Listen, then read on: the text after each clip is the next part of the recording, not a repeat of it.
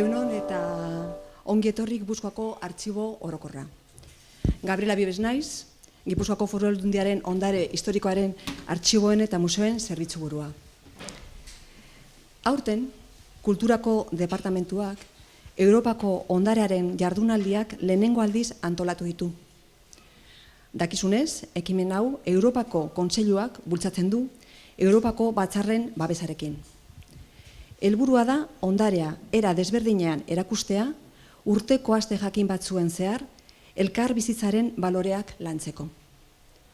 Aurtengo gaia migrazioa eta ondarea da,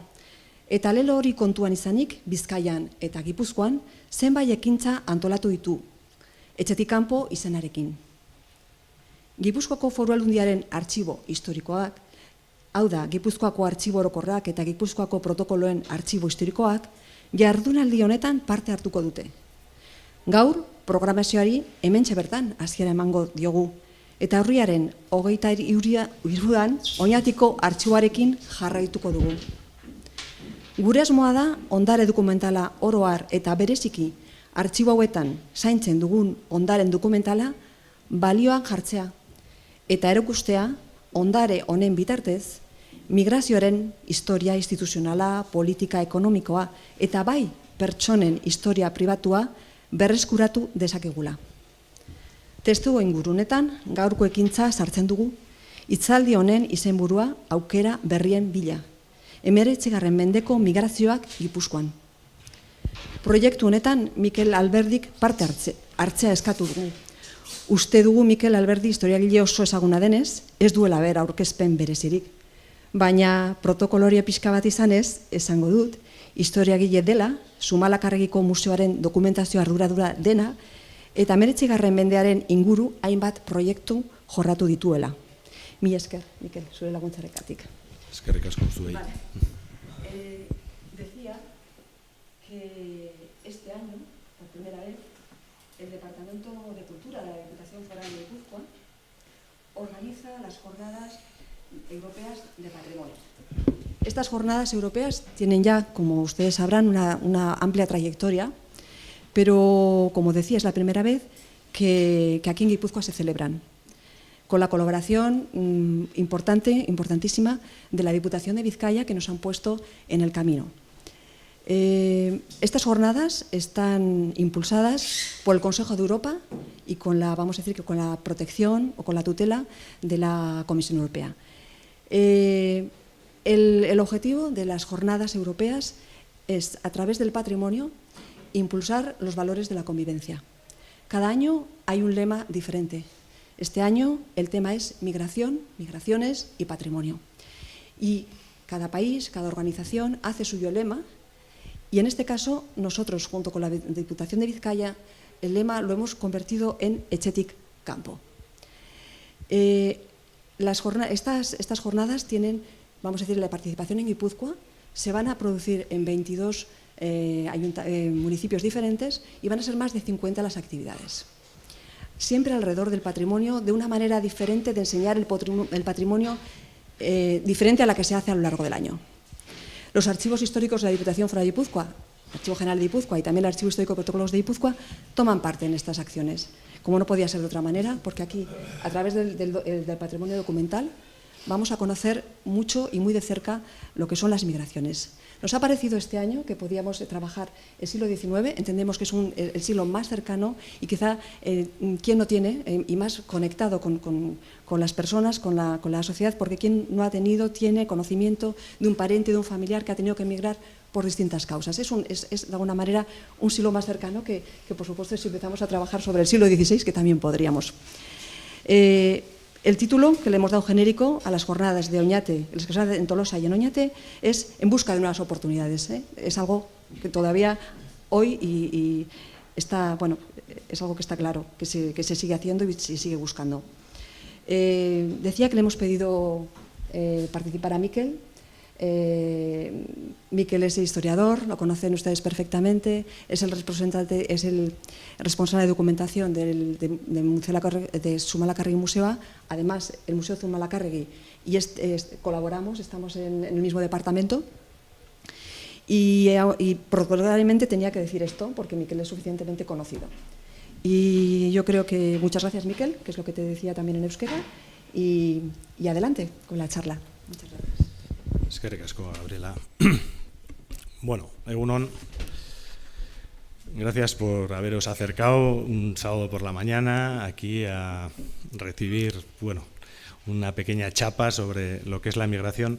Bueno, ante todo, tengo que dar las gracias al Archivo General de Guipúzcoa por haberme invitado. Y bueno, como decía Gabriela, realmente bueno, es casi natural para nosotros la colaboración, estamos en el mismo departamento y bueno, casi todos los proyectos en los que se embarca el Museo Zumalacárregui tienen una parte de investigación en este Archivo General de Guipúzcoa, como en algunos otros, pero principalmente, y puedo poner como ejemplo luego la colaboración no solamente a la hora de preparar las investigaciones, sino a la hora de dejarnos material para nuestras exposiciones temporales. Hoy es el día en que el Museo Zumalacárregui tiene una exposición temporal en el Museo Laboratorium de Vergara. Es una exposición que está dentro del proyecto de la Capitalidad Cultural de San Sebastián 2016. Conocéis que hay la exposición principal se llama Tratado de Paz y el Museo Zumalacárregui tenía una de las ramas de tantas diversas que hay dentro de este proyecto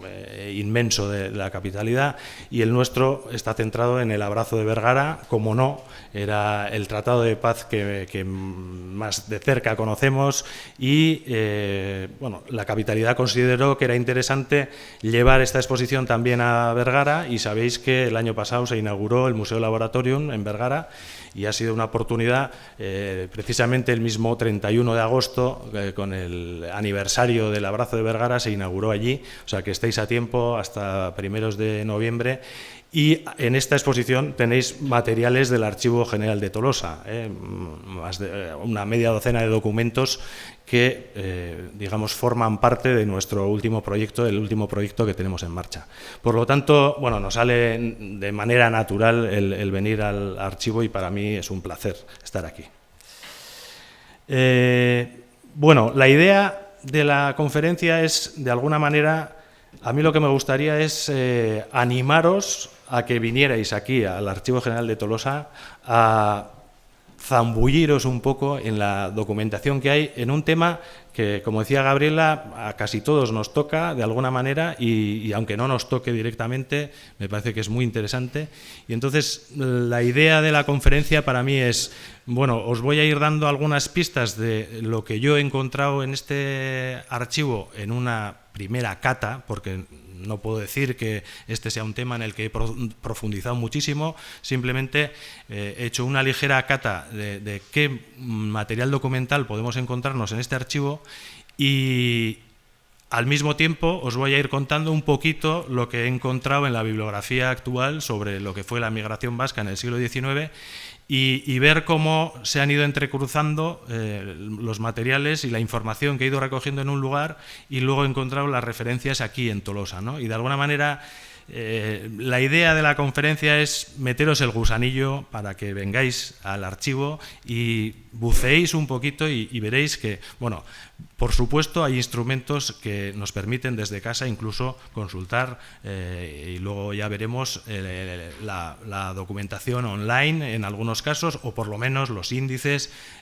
online de este mismo archivo. Pero luego yo creo que es un placer muchísimo mayor acercarnos al papel, al documento y ver, pues eso, cómo de alguna manera nos podemos acercar a las vidas de nuestros antepasados del siglo XIX, pues eso, a través de esta documentación que se conserva en este archivo y que además nos ofrece como servicio el que tengamos acceso a ella. Entonces, a ver si consigo hacerlo. Bueno, el tema de la inmigración y la investigación sobre la inmigración tiene un problema muy grande y es que claro, lo primero que pensamos es que bueno, ya habrá listados por ahí de la gente que salía del país y tal, y bueno, nos parece natural que bueno, cuando la gente marcaba, pues habría un control sobre toda la gente que iba y bueno, podemos decir casi con total seguridad que hasta 1880 no hay prácticamente ningún listado. Y luego, a partir de ahí,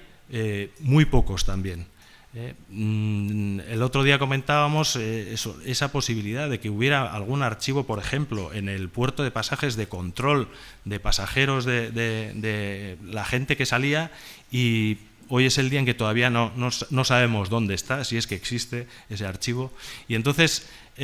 lo que nos ocurre es que esos listados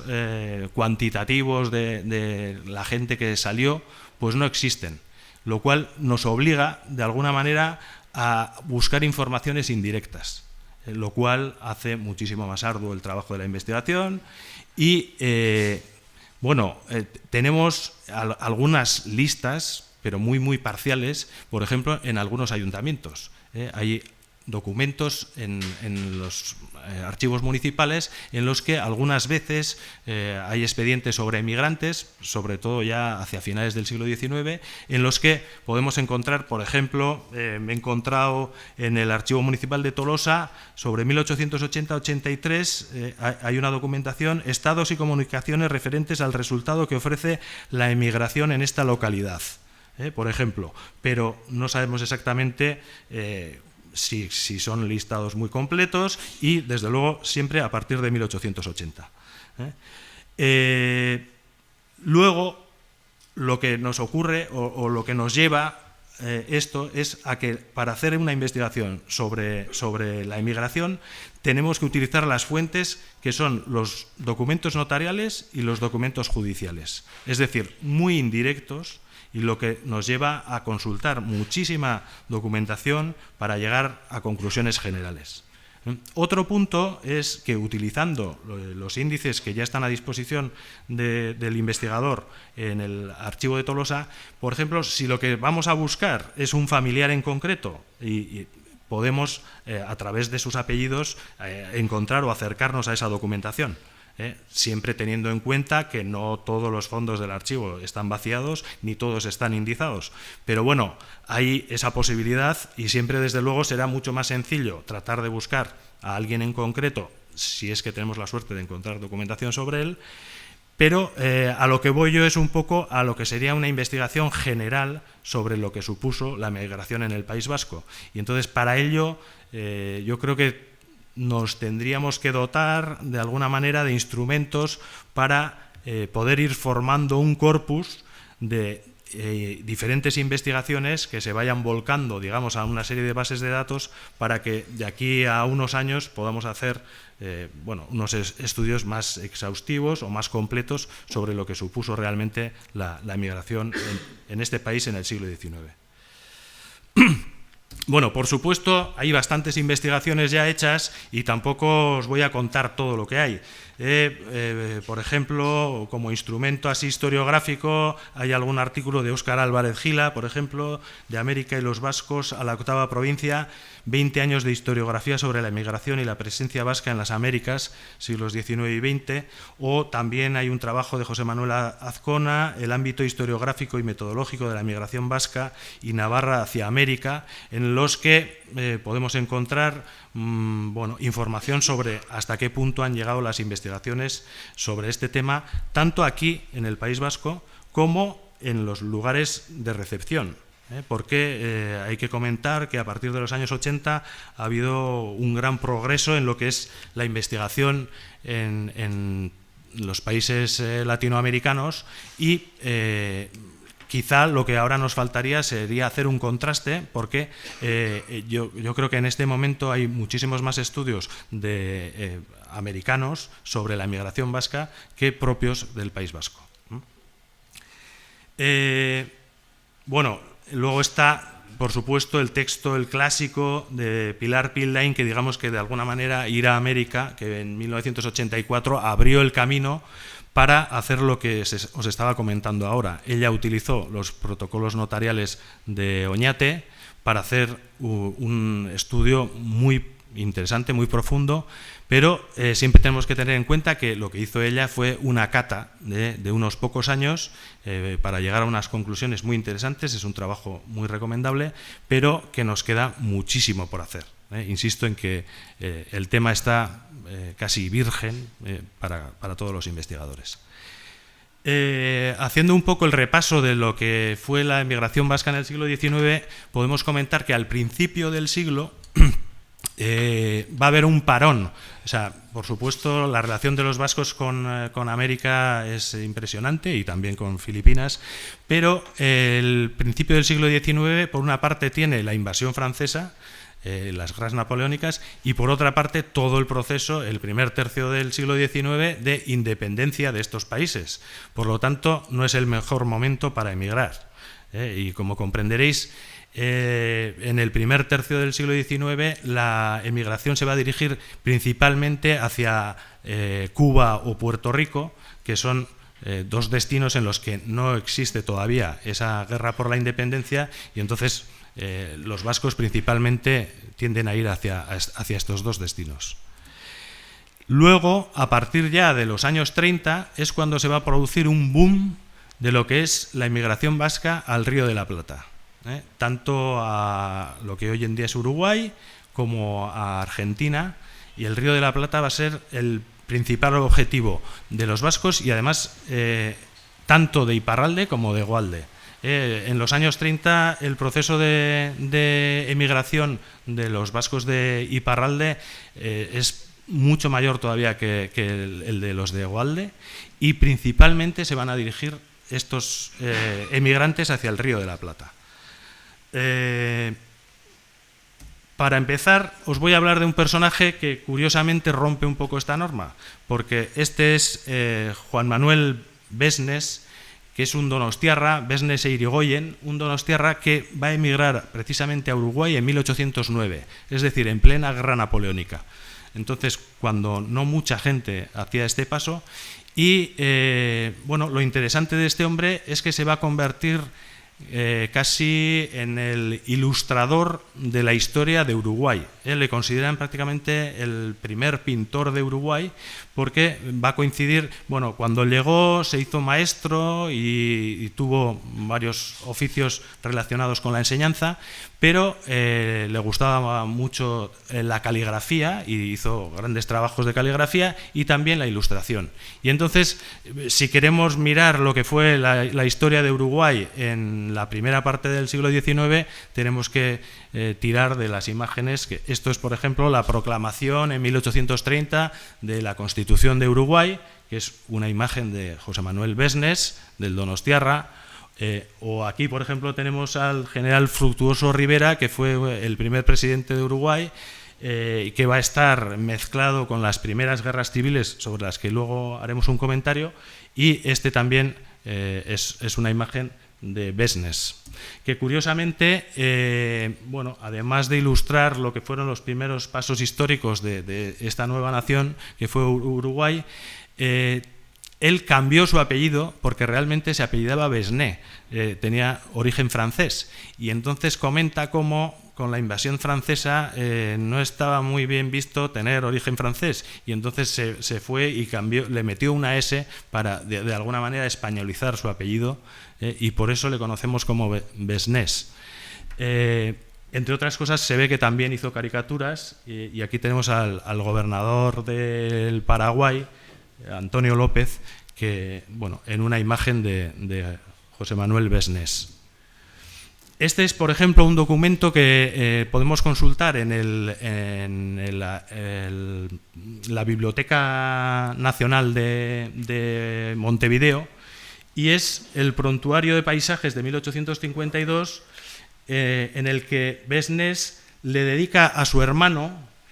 Pedro María Besné, que aquí no le ha cambiado el apellido, Pedro María Besné Irigoyen, natural de San Sebastián en Guipúzcoa y residente en la misma ciudad. Entonces él hace este trabajo en el que se recogen toda una serie de imágenes de Uruguay en estos años de la mitad del siglo XIX, y se lo dedica a su hermano. Y sabemos que Besnés siguió manteniendo su relación con San Sebastián porque de vez en cuando enviaba algún cuadro o algún trabajo de caligrafía que, de hecho, el Museo San Telmo conserva todavía. Y por lo tanto,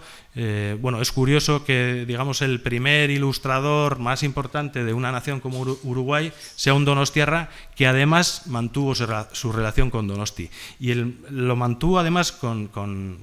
hasta el punto de que, por ejemplo, he encontrado que en los Juegos Florales en Donosti de 1884, Victoriano Iraola publicó una poesía que fue señalada con la mención honorífica de los Juegos Florales, que rezaba así: Donostiako seme leiala, euskaldun ume argila, honraz betea goitu zuena, beraren jaio herrila, arte ederrez ondekidatu zuen eskola berrila, beretzat dira saria hundilak, beretzako da gloria. En un poema que se tituló Juan Manuel Besnes eta Irigoyen. Digamos que aquí empieza una bonita relación con el Uruguay. Entrando en los temas que van a incidir o van a ser importantes a la hora de analizar lo que fue la inmigración vasca, uno de los elementos principales va a ser el de los agentes de migración. La inmigración va a estar fomentada de una manera clara por una serie de gente, incluso empresas, que van a organizar viajes en grupo, en muchos casos de gran volumen, y viajes que se organizan desde Pasajes, desde Bayona, desde Burdeos, pero, digamos, organizados por empresas que, por ejemplo, Mari Concepción Santiso González, que es una de las investigadoras que más ha trabajado este tema, nos comenta que en 1835 había una compañía inglesa, Uruguay, Wilson y Lafon, que promoviendo viajes grupales constantemente desde aquí. Dentro de las investigaciones que han pasado por el Museo Zumalacárregui, tuvimos hace unos años un investigador uruguayo que estaba haciendo su tesis doctoral sobre Cayetano Garbiso, que era un médico nacido en Zumbilla, que fue también uno de los primeros médicos más conocidos allí en el Uruguay, sobre todo porque hizo una larga serie de publicaciones sobre medicina. Y encontró y nos dejó su tesis doctoral, estuvo buscando información sobre la fase que tuvo este Cayetano Garbiso. Fue médico militar en la Primera Guerra Carlista y luego en plena guerra se fue a Uruguay. Y entonces Juan Ignacio Gil encontró un documento en el Archivo General de la Administración en Alcalá de Henares que se titulaba Expediente sobre el real permiso concedido a Alfredo Bellemare para la colonización de vascos en Montevideo, abierto por el Consulado de España en Bayona en mayo de 1835. Y en este documento podemos leer: ha llegado a esta pocos días para llenar una comisión de mi casa de Montevideo, me ha confiado al efecto de reunir un cierto número de gente buena e industriosa en las clases labradoras, carpinteros, herreros y trabajadores en toda clase de barros, para remitirlos en calidad de colonos a Montevideo. El objeto de esta empresa es favorecer los progresos de la agricultura y de la industria en aquel país, formando en él, con estos colonos, un plantel de modelos en dichos ramos, con cuyo ejemplo y cooperación los empresarios puedan realizar las ventajas morales y económicas que se han propuesto ofrecer por este medio, tanto a aquella población cuanto a los que arbitren ir a participar de los elementos de fortuna y de felicidad con que se les brinda en el margen izquierdo del Río de la Plata. Este es un documento de 1835 en el que ya podemos ver el trabajo de estos agentes que se van a dedicar a promover la inmigración de grandes grupos. En este caso, por ejemplo, también nos hacía referencia a unos carteles que se distribuyeron por el país en el que se decía: aviso a los españoles que quieran ir a Montevideo. Y entonces dice cómo la reina gobernadora, en este caso María Cristina, ya estaba expediendo pasaportes a los colonos vascos españoles para ir a Montevideo. Este sería un mapa del país de recepción al que iban estos viajeros. Bueno, dentro de los agentes de migración hubo algunos que destacaron especialmente. Y entre ellos hay uno del que os quería hablar. Bueno, son 3 hermanos, los hermanos Brie, pero quizá el más interesante es Francisco Brie, que estos organizaban también expediciones para esta empresa americana, la FON, y también montaban las expediciones desde Bayona o desde Pasajes, y este personaje que nos aparece en la imagen es Francisco Brie de Laustan. Estos montaron una empresa que ya tuvo tan mala fama en los años 30 en Bayona que este mismo Francisco Brie tuvo que publicar un libro que se tituló Consideración sur la inmigración vasca a Montevideo, para limpiar un poco su desprestigio, porque a él se le acusaba e incluso tuvo juicios de enviar a gente casi como esclavos con digamos, unos contratos que eran imposibles de cumplir, les adeudaban para que tuvieran que estar trabajando durante años, y entonces él llegó a publicar digamos, este folleto en Bayona en 1841 para limpiar un poco su imagen. Esta empresa, la de los hermanos Brie, está asociada con otra de los hermanos Rivas, que tenían miembros, algunos aquí en el País Vasco para recoger a la gente y otros allí en Uruguay, y lo que les va a ocurrir es que en 1843 estalla una guerra en Uruguay, lo que se conoce como la Guerra Grande, de la que luego ya haremos mención, y van a tener muchísimos problemas para cobrar esos ingresos que preveían cuando hacen firmar estos contratos durísimos a la gente que envían allí a Uruguay, porque claro, en estado de guerra, pues allí no hay quien pueda ir a cobrar las deudas de la gente que han mandado allí. Entonces, tuvieron muchísimos problemas. Este Francisco, en un momento, ya cuando acabó la guerra, fue a tratar de recuperar su dinero y no lo consiguió, y en 1851 se encontró con uno de sus antiguos socios, los hermanos Rivas, y le pegó un tiro en la mitad de Montevideo, con lo cual estuvo 4 años preso por eso, digamos, por asesinar a su ex socio. Y luego este hombre se escapó de la cárcel, se fue a Buenos Aires, y allí en Buenos Aires, en 1876, acabó escribiéndole una carta a un amigo suyo de don Iván Egarazzi, a un tal Faustín Claverí, y se suicidó, porque se arruinó y arruinó su vida en este negocio de llevar gente emigrante vasca a Uruguay.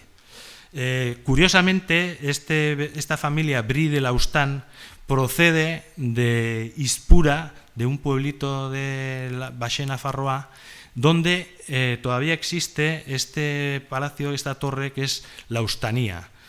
Curiosamente, nosotros nos cruzamos con esta imagen. Esta es una acuarela de Hélène Fayet,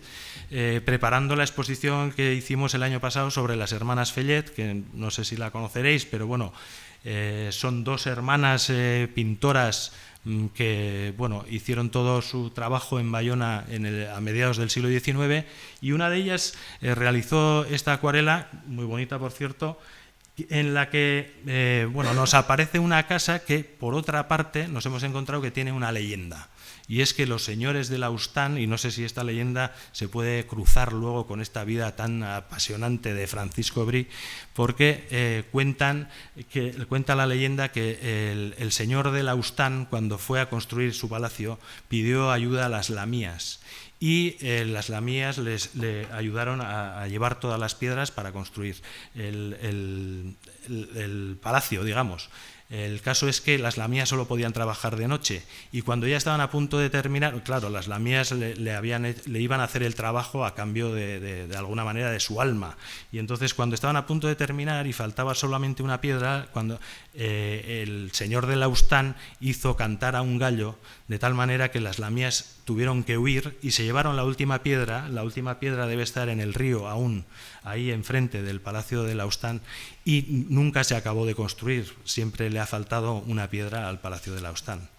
Es una leyenda muy bonita que nos surgió cuando estábamos preparando la exposición sobre las hermanas Fellet y que de alguna manera se me ha vuelto a cruzar al ponerme a investigar sobre lo que fue la emigración de los vascos en el siglo XIX. Otro de los movimientos así masivos organizados por agentes para llevar a América a vascos, pero en grupos grandes, es el de José Pablo Altolaguirre, que estaba casado con una tal Josefa de Guerrico y trabajaba para una empresa que era José Prudencio de Guerrico y Adolfo Van Bright, socios de un ferrocarril que se iba a construir en Buenos Aires. Y para la construcción de este ferrocarril de Buenos Aires, bueno, hicieron diversos viajes y llevando, se dice que incluso entre 250 y 300 vascos a la construcción de este ferrocarril. Y también aquí en el archivo de Tolosa he encontrado un documento que se titula Convenio entre José Prudencio Guerrico y Adolfo Van Bright del comercio y socios de la empresa de ferrocarriles de Buenos Aires y Francisco Aramberri, José Picabea, Francisco Aristimuño, Miguel María Muñoa, Gregorio Saiz, Santos Camio, Florentino y Nicolás Nuín, José Marcos, Guillermo Izábal y Benito Jáuregui, vecinos de Tolosa todos ellos, y otros para el embarque a Buenos Aires bajo ciertas condiciones. En 1855, por lo menos una media docena de tolosarras fueron a construir el ferrocarril de Buenos Aires. Y otro de los que destacan dentro de los que fueron agentes de emigración es un tal Guillaume Apeza de Xuberoa, que prácticamente pasó toda su vida trabajando o para empresas, al principio trabajaba para la empresa Colson y luego él también como independientemente como agente se comenta que pudo organizar el viaje de hasta 15.000 emigrantes vascos. Llegó a crear hasta una compañía y lo mejor del tema de este Guillaume Apeza es que en 1990 han aparecido sus archivos y estos archivos son riquísimos en información y están puestos a disposición de todos en Internet, se pueden consultar y bueno, son una fuente interesantísima de información sobre lo que fue la emigración de los vascos, porque estos agentes, y sobre todo en el caso de Guillaume Apeza, porque ya se está acercando hacia finales del siglo, incluso hay bastante información sobre la primera década del siglo XX, sí que van a recoger la información y de alguna manera lo que comentábamos antes de la falta de listados pues, se puede cubrir en parte con el trabajo de estos agentes. Y para terminar os voy a comentar un agente, más que agente, bueno, fue toda una personalidad vasco-argentina que era tolosarra, Pedro Ordoqui. Debió nacer aquí en Tolosa, en el caserío Errecachiqui, y él se dedicó a llevar a gente del Goierri y de la zona de Tolosa Aldea y solo él debió organizar 71 viajes transoceánicos a Buenos Aires. Y lo que hizo fue poblar principalmente La Pampa. Digamos que uno de los que más gente llegó a llevar y debía hacer muestras de bueno, la riqueza que había allí para atraer a la gente de aquí, incluso trayendo barcos llenos de ovejas y soltándolos por el puerto de Pasajes para demostrar que bueno, aquello era un lugar que bueno, exuberante de producciones agrícolas ganaderas y que merecía la pena dejar Euskal Herria e irse a trabajar allí. Se dice que uno de los oficios que más trabajaron los vascos fue el de lecheros, el reparto y la distribución de la leche, no solamente como digamos, vaqueros o digamos, responsables de empresas agrícolas, sino la distribución de la leche debió estar controlada prácticamente por los vascos en Argentina. Bueno, otra de las razones, y ya dejando a un lado lo que sería el tema de los agentes, sería, bueno, ¿por qué tanta gente a América en estos años, ¿no? Y entonces, claro, bueno, siempre se comentan los factores nuestros, ¿no? Hay un exceso de población, gente que no tiene dónde encontrar trabajo, pero también hay un factor muy importante que es el trabajo que van a hacer las naciones receptoras atrayendo a la inmigración y en nuestro caso la inmigración de los vascos. Este es Juan Bautista Alberdi, que bueno, en principio no creo que tiene nada que ver conmigo, pero fue el padre de la Constitución argentina de 1853 y bueno, tuvo una frase que vamos, se extendió por toda América y lo que él decía es que en América gobernar es poblar.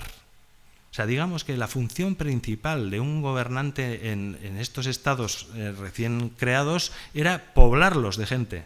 Paradójicamente es durísimo, pero lo primero que hicieron fue limpiarlo de los nativos,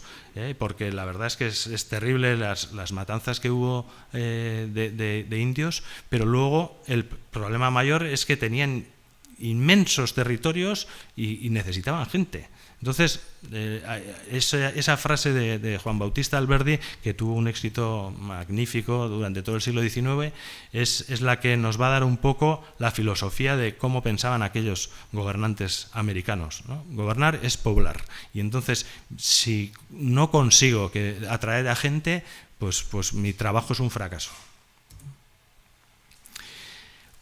Otra de las claves de por qué funciona la inmigración vasca es lo que los técnicos o digamos los especialistas llaman el eslabonamiento o la inmigración en cadena.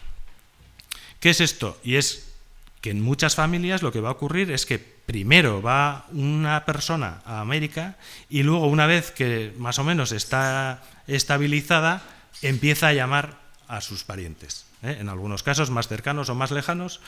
Y bueno, os he traído este pequeño ejemplo, que es también de un documento de aquí, del Archivo de Tolosa, en el que realmente es una lista, ya en plena Segunda Guerra Carlista, del Ayuntamiento de Ikasteguieta sobre los jóvenes que no aparecen y no pueden formar parte de los batallones carlistas, que de alguna manera hay un requerimiento, bueno, ¿dónde están vuestros jóvenes? Y entonces el Ayuntamiento de Ikasteguieta hace un listado en el que, bueno, hay por lo menos 17 que están fuera y justifica, la mayoría de ellos están en ultramar,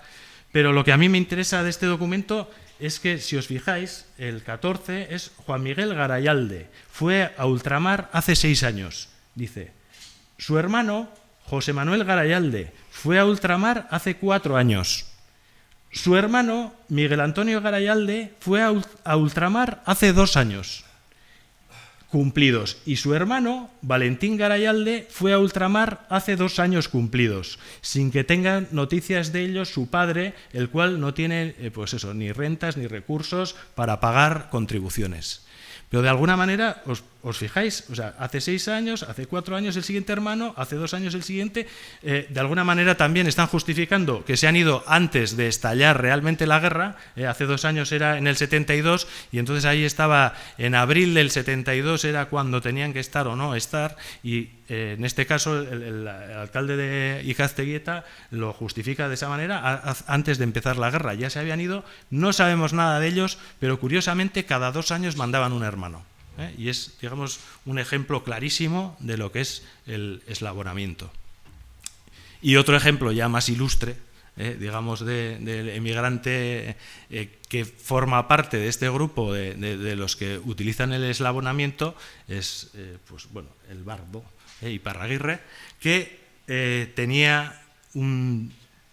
primo allí, Domingo de Ordoñana Iparraguirre, nació en Vitoria en 1829 y se fue a Uruguay en el 42. Tomó parte en la guerra, de la que hablaremos luego, y en 1859 ya estaba establecido, tenía una granja allí cerca de Montevideo, y entonces le llamó a su primo Iparraguirre, que en 1859 estuvo trabajando pastoreando ovejas para su primo, y luego se pasó a Montevideo y montó un café. Iparraguirre, por lo visto, lo de pastor no le iba mucho, y montó un café que se fue al traste, se arruinó y bueno, ya sabéis que luego volvió y tal. Pero digamos que también es otro ejemplo de ese eslabonamiento de la inmigración vasca. En muchos casos iba un pariente que más o menos conseguía cierta estabilidad y iba llamando a otros parientes. Bueno, esta es una imagen que realmente no coincide con lo que os voy a comentar, pero bueno, otra de las razones de la gran emigración de los vascos a partir principalmente de la Segunda Guerra Carlista de 1876, sobre todo de la derogación de los fueros, va a ser que muchos vascos van a tratar de huir del servicio militar. Sabéis que hasta la derogación de los fueros los vascos no hacían servicio militar. Esto realmente es la expedición de los tercios vascongados a la Guerra de África en 1860, pero de alguna manera, bueno, ahí sí que aprendieron muchos vascos lo que era hacer el servicio militar y sobre todo, claro, teniendo en cuenta que en aquella época el servicio militar duraba 3 años y España tenía múltiples focos a los que enviar a estos soldados porque tenía guerras en Cuba, tenía guerras en Filipinas y digamos que, en fin, en Marruecos también, hacia finales de siglo. Entonces, digamos que otra de las razones importantes de la emigración vasca a partir del último cuarto del siglo XIX va a ser la huida, digamos, del servicio militar. Y doy un salto para atrás y, bueno, nos venimos otra vez a otra de las causas de lo que es la emigración vasca, y va a ser la causa política. De alguna manera, y bueno, os traigo aquí esta imagen del abrazo de Vergara, aprovecho otra vez para hacer un poco de publicidad y os animo a que os paséis por Vergara a ver nuestra exposición, pero claro, va a suponer que una gran parte va a firmar el convenio de Vergara y se va a quedar, se va a dar fin a lo que son 6 años de guerra carlista, pero hay una parte importante del carlismo que va a huir y va a acompañar a don Carlos en su exilio. En un primer momento, casi todos van a ir a Francia y luego muchos de ellos van a ir a América. Digamos que de los que van a Francia se van a encontrar con un personaje que también tiene mucha relación con este archivo de Tolosa y también con el Museo Zumalacárregui, que va a ser Didier de Petit de Merville. Didier Petit de Merville, que en este momento, en el 1840, es un empresario textil de la zona de Lyon, que es legitimista, y entonces lo que va a hacer va a ser recibir y ayudar a los carlistas de este primer exilio y sobre todo a la corte de don Carlos. Y no solamente les va a apoyar, sino que, como era un gran ilustrador, lo que va a hacer es retratos de todos estos. Aquí podéis ver, este es don Carlos de Borbón, recién exiliado en Bourges el 21 de enero de 1840. Las autoridades francesas le van a obligar a don Carlos a establecerse en Bourges, que es una ciudad del centro de Francia, y entonces se va a crear allí su pequeña corte de exiliados. Y aquí tenéis uno de los mejores retratos que hay de don Carlos y justo en este momento. Petit de Merville tiene un álbum que también está en la exposición de Vergara, en el que realizó, digamos que, retratos de casi todos los que acompañaron a don Carlos, entre otros, por ejemplo, a Zaratiegui, el general Zaratiegui, que había sido secretario de Zumalacárregui y que luego escribiría una de las primeras biografías sobre Zumalacárregui, también estaba allí, en Bourges,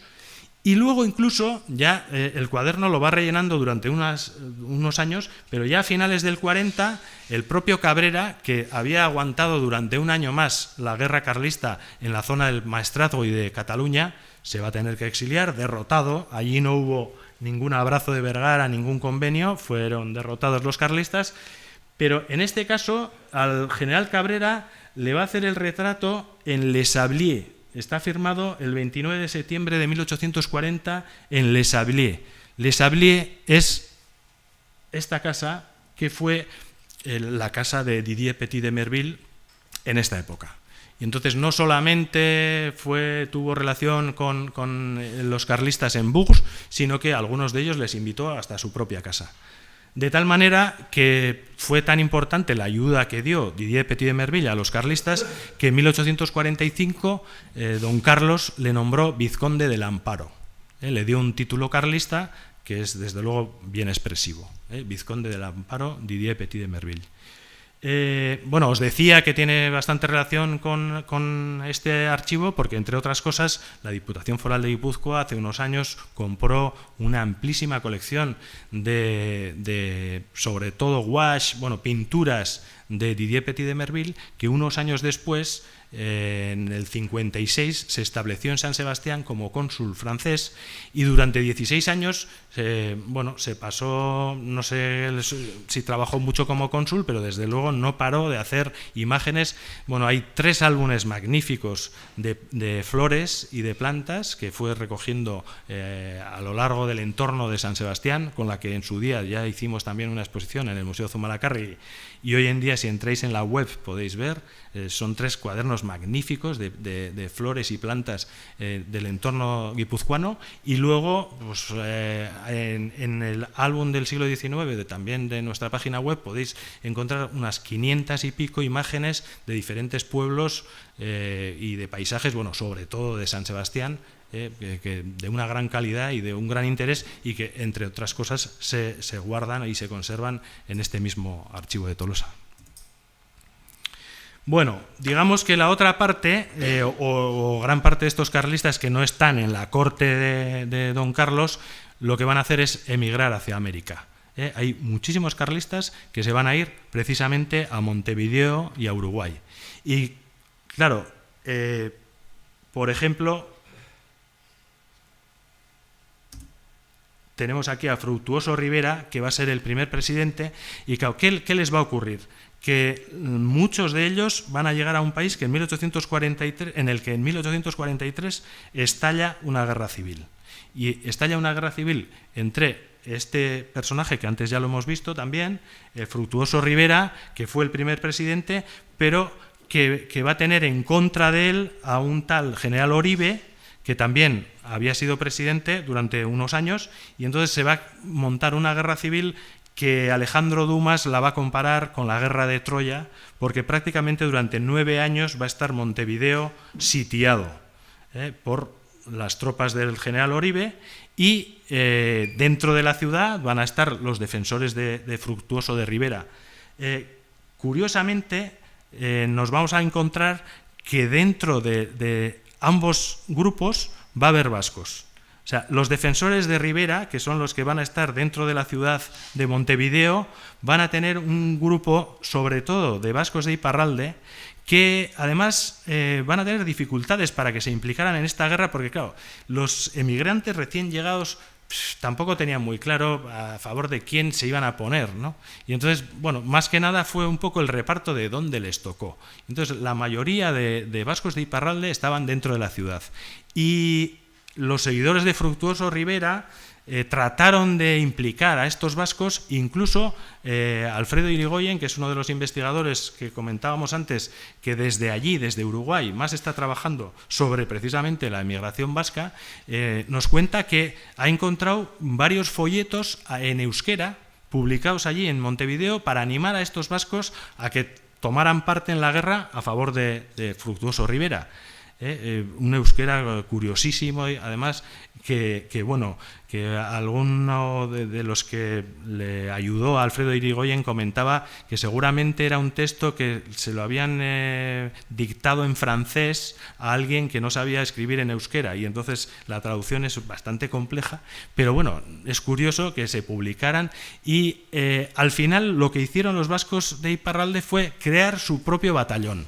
Y además le dieron el nombre de cazadores vascos, que los cazadores vascos, recordando a las tropas napoleónicas, ¿no? Del general Arispe, que fue un grupo precisamente de vascos de Iparralde que luchó a favor de Napoleón, y bueno, llegó a tener, digamos, un personaje como Arispe que llegó a ser mariscal, y digamos que utilizando su memoria le van a dar el nombre de Les Chasseurs Basques. Y, curiosamente, el jefe de Les Chasseurs Basques va a ser Jean-Baptiste Brillet de Laustan. Es decir, el hermano del que antes os he contado, que era el agente que acabó pegando un tiro a su socio y se suicidó. Pues digamos que en estos años su hermano, y que también algo tendrá de esa leyenda que comentábamos antes de la casa de Laustan, pues era el jefe de Les Chasseurs Basques. Y Al mismo tiempo, bueno, esta es una imagen que nos une con Lesmes, con Juan Manuel Besnés, que bueno, ilustra lo que fue efectos de la invasión del ejército de la Confederación Argentina, porque aparte de una guerra civil, por supuesto era una guerra bastante compleja, porque hoy en día Uruguay y Argentina están claramente delimitados, pero en aquella época no estaba muy claro, eran los dos lados del Río de la Plata, y entonces los argentinos van a formar parte de esos ejércitos que van a sitiar Montevideo. Pero de alguna manera Besnés nos ilustra la situación que provocó aquella guerra, que ya os digo que Alejandro Dumas la comparó con la guerra de Troya. Y aquí tenemos al general Oribe, que es, por supuesto, tenía orígenes vascos en la familia, él ya había nacido allí en Uruguay, pero que también va a montar un batallón de los vascos, va a haber un batallón de los vascos, y sobre todo van a ser los carlistas, que algunos de ellos incluso estaban dentro de la ciudad de Montevideo y van a salir porque no se encontraban a gusto o no les gustaba, digamos, el proyecto que se estaba defendiendo desde allí, y se unieron a los blancos. De hecho, aquí se forman los dos partidos que más han durado en Uruguay, los colorados eran los de dentro y los blancos eran los de fuera. Y muchos carlistas, la gran mayoría de los carlistas, se van a reunir con los blancos, del general Oribe, que de alguna manera, pues eso, va a ser, digamos, un líder como más conservador, o ellos por lo menos, va a haber más de uno de estos. Aquí tenéis la imagen de, en este caso es Lesmes de Bastarrica, que fue el jefe de los voluntarios vascos del general Oribe, y decía que él había luchado lo mismo, había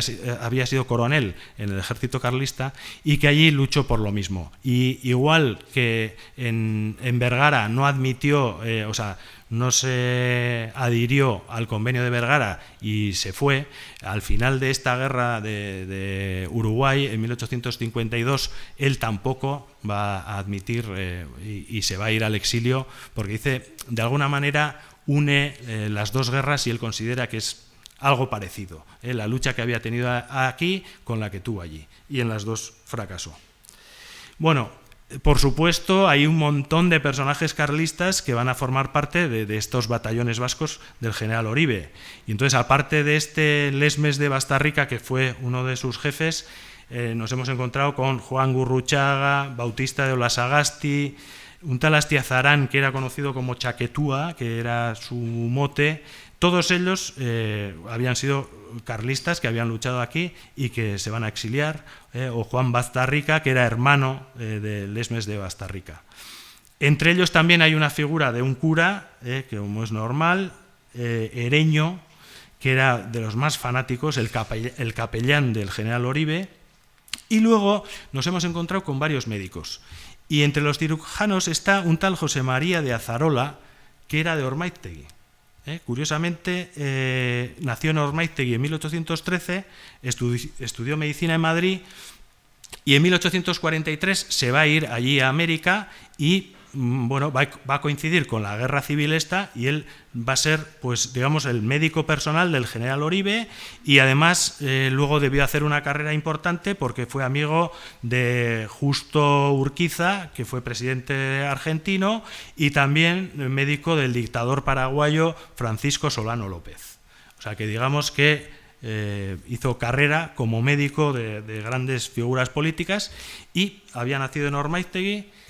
Y nos hemos encontrado aquí con bastante material en el archivo de Tolosa sobre este José María Azarola.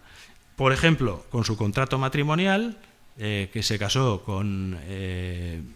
María... No veo bien. De Pilar.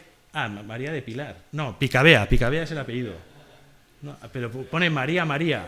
Dos veces María, por eso, bueno, María de Picabea, que fue su mujer, y bueno, y es un documento muy interesante porque nos da toda la información sobre lo que aportaron ambos al matrimonio. Y entonces José María Azarola aportó muchísimo, tenía negocios con un mercader, un tal Odriozola en Santander, por valor de 6.400 reales, con su cuñado Mújica de 4.000 reales, con otro comerciante de Coruña de 16.000 reales. Bueno, al final tenía digamos, aportaba una fortuna de 420.000 reales a la boda, además del caserío Isturin-Aundía, que estaba en San Sebastián, que él valoraba en 60.000 reales de vellón. Digamos que aquí esta es la parte en la que comenta que era dueño y poseedor de la casería de Isturin-Aundía y sus pertenencias en jurisdicción de esta ciudad, Donosti, al contacto del camino ramal de la misma a la villa de Hernani. Y curiosamente, pues tenemos en el Museo Zumalacárregui también una de las piezas más interesantes de nuestro museo, que es el panorama de San Sebastián, una imagen panorámica que es muy curiosa porque da una imagen de 360 grados que, a pesar de que la tengamos incompleta, pues nos da una visión de lo que era el camino de San Sebastián hacia Hernani en esta época, y con el número 50 está marcado el caserío Isturin-Aundía. Digamos que este es el caserío de Azarola, este señor de Ormaiztegui, pero que, bueno, que hizo fortuna en San Sebastián,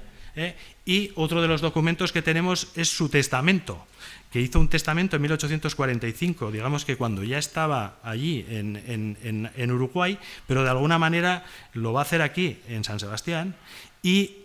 se ve que en el poco tiempo desde su matrimonio, que añade a la casería de Isturin-Aundía, que era de su propiedad, el caserío Chimitegui de Loyola y el caserío La Reandía de Alza, y aparte terrenos en Ulía, Igueldo y Alza. O sea que, por lo tanto, vamos, era un señor muy hábil en los negocios, que creció su fortuna de manera importante y que de alguna manera también, cuando se va como médico a América, pues allí también triunfa, o por lo menos va a estar rodeado de las más grandes figuras.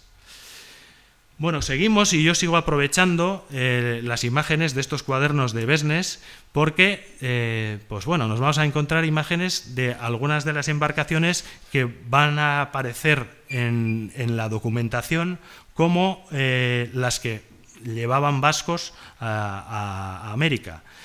Como por ejemplo, sabemos que en el astillero de Aguinaga, en Mutiozábal, en un trabajo de Beatriz Herreras, publicado por el Museo Naval de Donosti, que se construye en 1853 la corbeta María.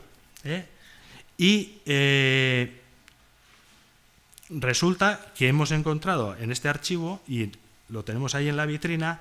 la primera expedición, o sea, tenemos documentación sobre lo que fue la primera expedición de esta corbeta María, que,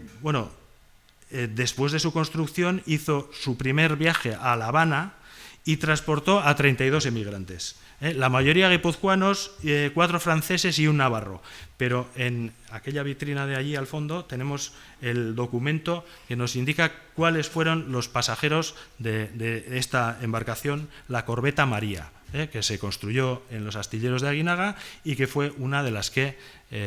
fue enviando emigrantes vascos. Bueno, aquí tenemos un documento tipo también de los contratos que se hacían aquí antes de partir hacia América. Este es el Alejandro Briz, que es el que organiza, en este caso, con una corbeta francesa llamada París, el viaje a Buenos Aires. Y aquí está, bueno, lo que firman el contrato, que por la conducción y manutención se obliga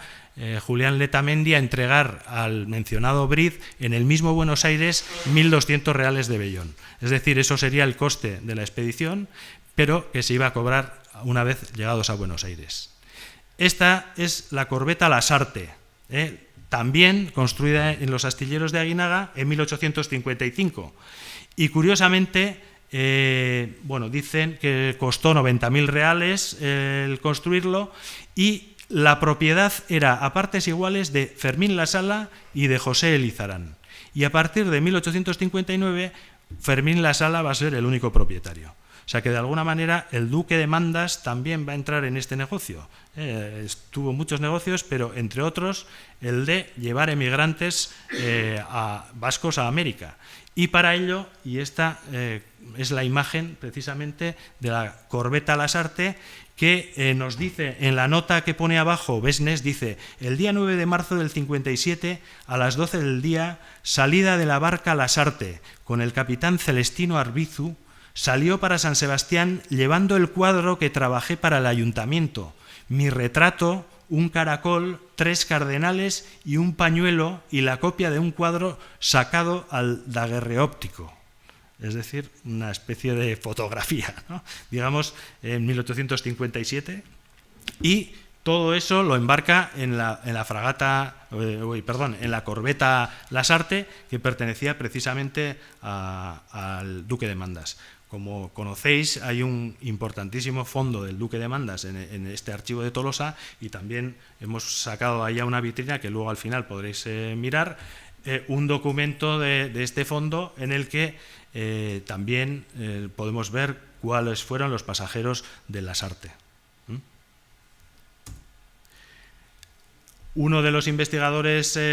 sobre el tema, lo que ha hecho para conocer un poco lo que suponía el viaje, ha sido comparar lo que comían en los viajeros, digamos, en 2 categorías de la corbeta Lasarte y un barco francés, para hacer una comparación. Entonces, bueno, se ve que para el desayuno, por ejemplo, los que iban en cámara, digamos que tomaban café, té o chocolate con galletas; los que iban en proa comían copa de aguardiente y galletas, y en cambio los franceses, sin especificar, más completo y variado que el español. Es el dato. En el almuerzo, huevos, 2 principios y postre con galleta, pan y vino, es decir,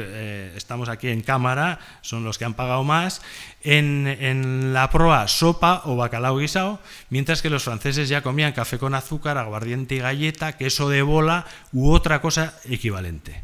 La comida: sopa de olla, 2 principios y 2 postres, café, pan, 2 días a la semana carne, y todo variado diariamente para los de más alta categoría, y puchero con su legumbre y carne 2 días a la semana, o tocino el resto, los de segunda, digamos. En cambio, contrasta con los franceses, que tenían puchero en conserva con su legumbre y carne 2 días a la semana, tocino, bacalao con patatas el resto, galleta, agua y una botella de vino de 3/4 de litro para 3 comidas. Aquí, digamos que el vino, 2 vasos en segunda, y en cambio los de cámara tenían vinos de Jerez, moscatel y hasta champaña. Bueno, como veis, el precio caro de ir en cámara era 2.220 reales, el de ir en proa era 1.200 reales, y en cambio los franceses pagan 1.400 reales. Y aquí tenéis una imagen del duque de Mandas que, bueno, como comentaba, es curioso que entre sus innumerables negocios, y sabemos además hasta cuándo estuvo, porque en 1863 parece ser que el negocio no le iba tan bien y vendió la corbeta Lasarte y otra que se llamaba el Joven Fermín, que le puso un nombre además bastante relacionado consigo mismo. El Joven Fermín y la corbeta Lasarte eran los 2 barcos que utilizaba el duque de Mandas para hacer negocio con los emigrantes, que duró 9 años, digamos, el negocio, porque en el 63 consideró que no le daba suficiente y vendió los barcos. Lo que también antes os comentaba, y bueno, hablando de los documentos que tenemos en las vitrinas, en uno de estos libros de protocolos podéis ver la fianza de un adolescente de 17 años y de 2 huérfanos, que es un documento que de alguna manera nos indica que estos tenían que tener ahí alguien que les recibiera, porque un chaval de 17 años, bueno, tal vez, pero y 2 huérfanos, todavía más jóvenes, son enviados a América, se supone que hay alguien allí, ¿no? O sea, que sería otro ejemplo de lo que decíamos antes del eslabonamiento de las expediciones. Y esta imagen es del buque Cornelia, o sea, la corbeta Cornelia, que también hace referencia a otra de las embarcaciones que llevaban vascos a América, y que Besnes en su notita que hace debajo de la imagen de la embarcación dice: día 4 de junio del 56, a las 12 del día, salida del bergantín francés Cornelia, despachado por la Sopa con destino a Burdeos, en el que iba de pasaje mi condiscípulo don Santiago Ayala, pagando 140 patacones. Es decir, que las expediciones, en este caso, este documento nos hace referencia, es un documento del archivo de Oñati, precisamente a cómo era una expedición del buque Cornelia, desde Pasajes. El señor Apeztegui era el responsable del viaje y vemos que ya, o sea, está hecho hasta de imprenta, o sea que digamos que sería muy habitual hacer este tipo de documentos para en el que se iban dando las pautas sobre las que iba a discurrir el viaje, ¿no? Las obligaciones del armador, en este caso sería María Estefanía la viajera, y ella está obligada a pagar por su pasaje en Buenos Aires los 60 pesos fuertes de a 20 reales de vellón. Luego vemos cuáles son el tipo de viaje que va a realizar ella, y la obligación del promotor o del armador, que es darle varias comidas al día. En este caso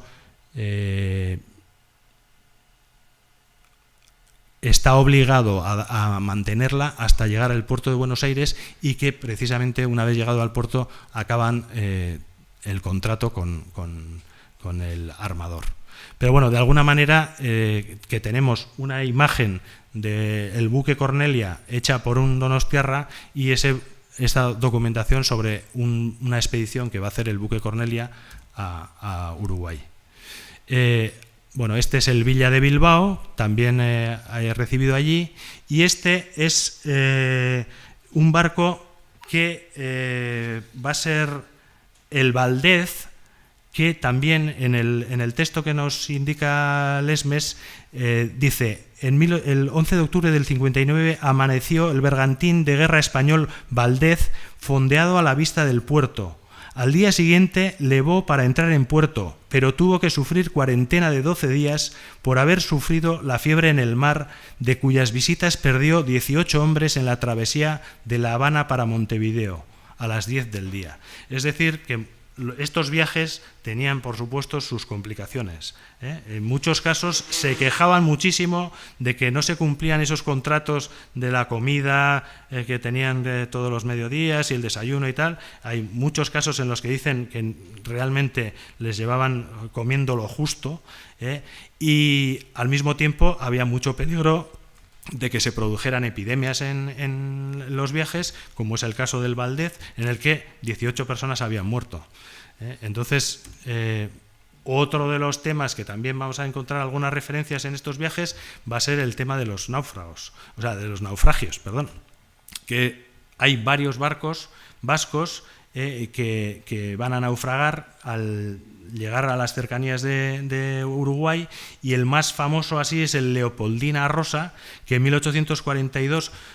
salió de Bayona el 31 de enero y el 6 de junio se hundió frente a las costas y murieron 200 vascos en esta expedición del Leopoldina Rosa, que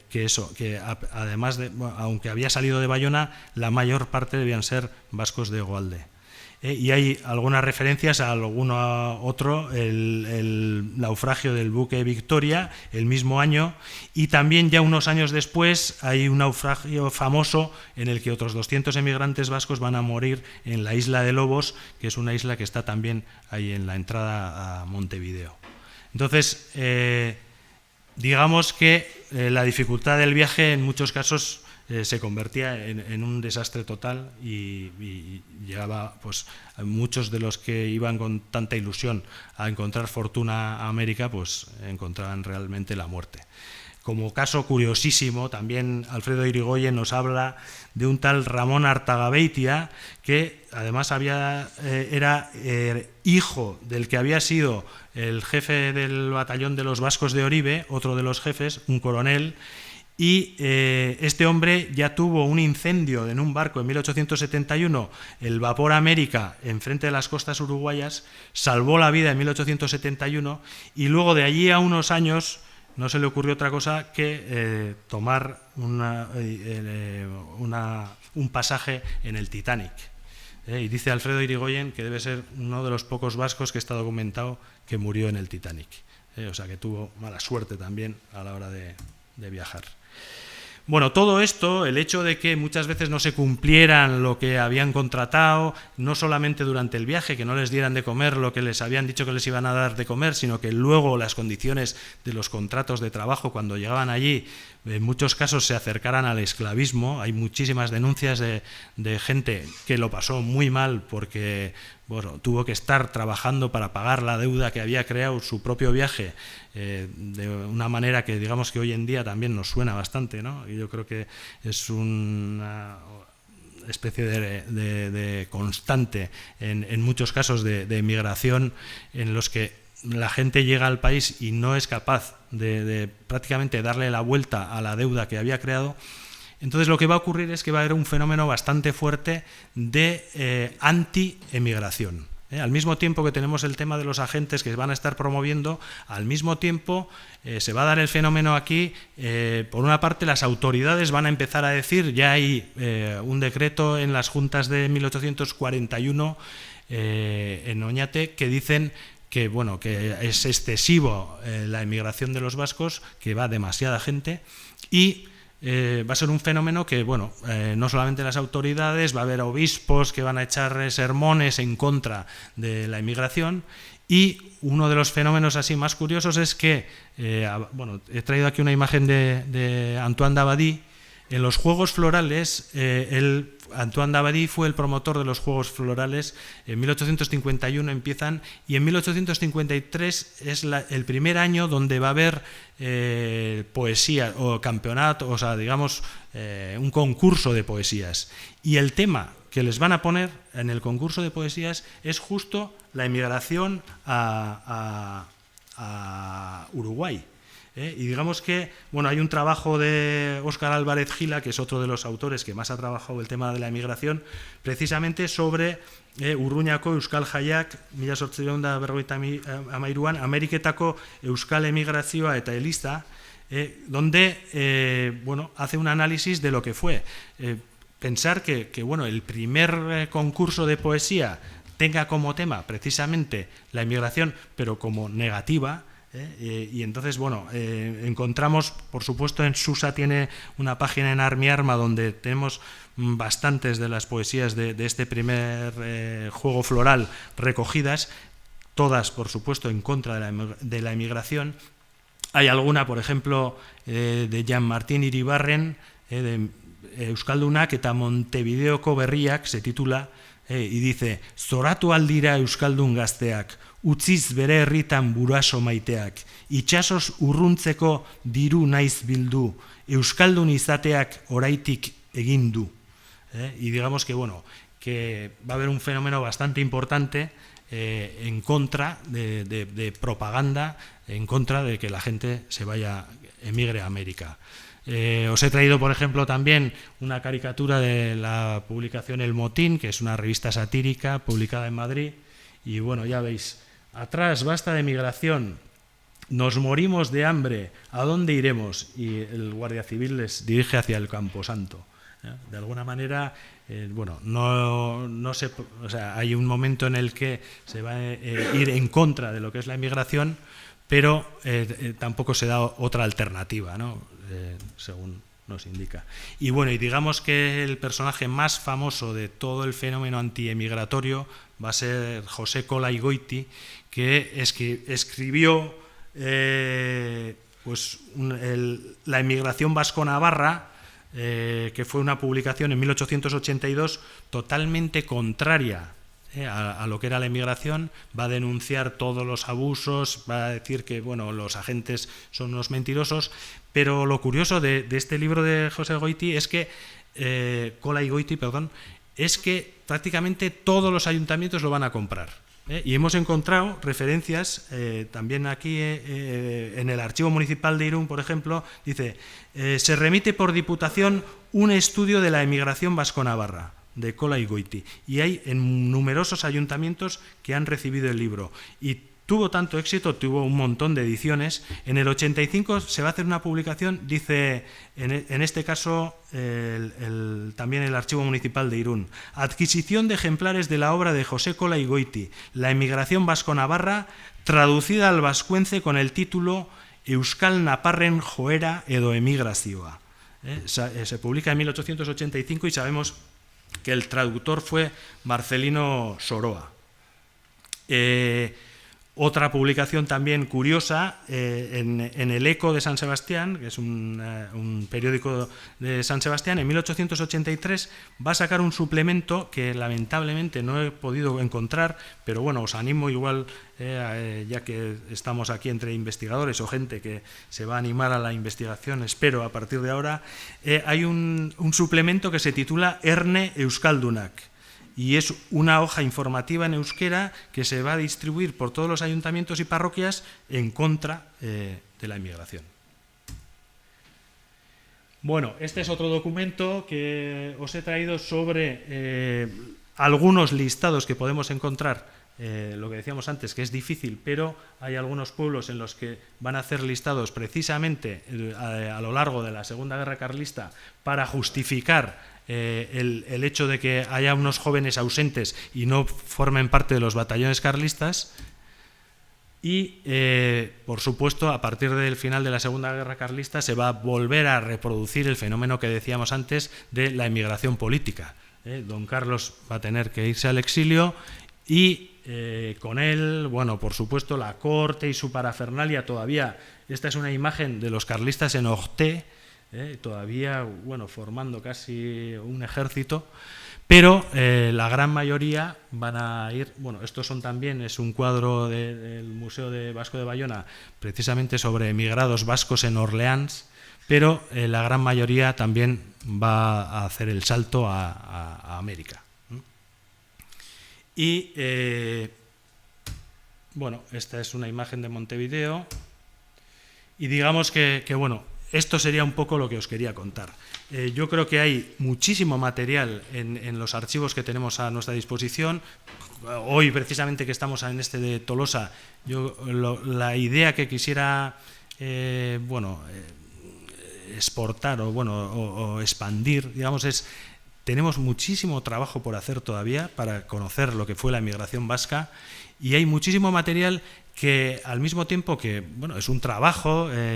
acudir al archivo y consultarlo, pero es un trabajo que da muchísimas satisfacciones.